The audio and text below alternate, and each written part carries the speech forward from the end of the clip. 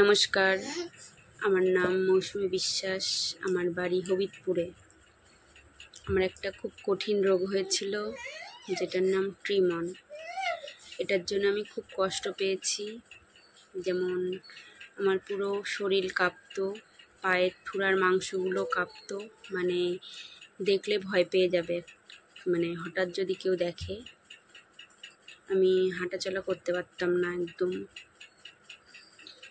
মানে পাগুলো লোহার মতন শক্ত হয়ে যেত, পাগুলো ভাঁজ করতে পারতাম না।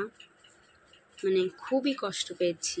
এটার জন্য আমার অন্য প্রবলেমও হতো, যেমন নিঃশ্বাস নিতে পারতাম না, মানে কথা বলতে গেলেও কষ্ট হতো। তারপর যখন এই হাত পা লোহার মতন শক্ত হয়ে যেত, সেই মুহূর্তে আমি মানে গাত থেকে জামা কাপড় ছিঁড়ে ফেলতাম একদম। মানে কাকে কি বলতাম তার কোনো হুঁশ জ্ঞান ছিল না। অনেক ডাক্তার দেখিয়েছি, পুরো অল বডি এমআরআই করা, মাথায় আলাদা করে সিটি স্ক্যান করা, কোনো প্রবলেম কিচ্ছু ধরা পড়েনি।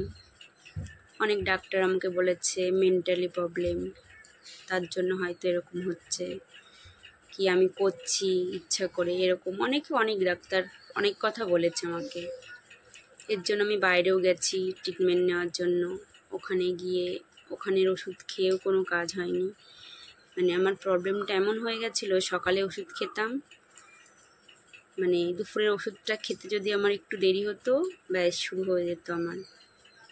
তখন আমি এই স্যার শুভঙ্কর দাস, এই স্যারের ঠিকানা পেয়ে সেখানে যাই শ্রীরামপুরে। সেখানে দেখিয়ে স্যারকে আমি সব প্রবলেম খুলে বলি।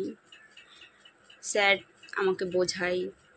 আমি স্যারকে অনেকক্ষণ ধরে বলি, প্রায় 1 ঘন্টা ধরে আমার প্রবলেমগুলো বলি। স্যার আমাকে তার পরিবর্তে আরও 1-1.5 ঘন্টা বোঝাই এটা ওটা।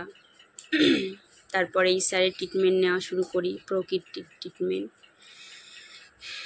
সেটা নিয়ে আমি মোটামুটি 15 দিনের মধ্যেই আমি একটু বিছানার থেকে নিচে নামতে পেরেছি। এবং আমি ডাক্তার যখন দেখাতে যাই, খুব কষ্টে আমার হাজব্যান্ড নিয়ে গেছে ওখানে।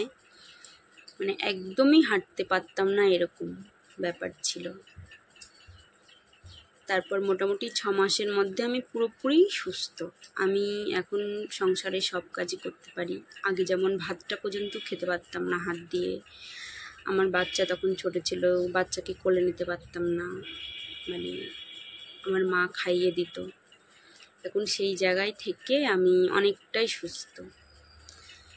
এই স্যার শুভঙ্কর দাস, এই স্যারকে দেখিয়ে আমি সত্যিই মানে না দেখালে হয়তো আমি এতদিন এই পৃথিবীতেই থাকতাম না।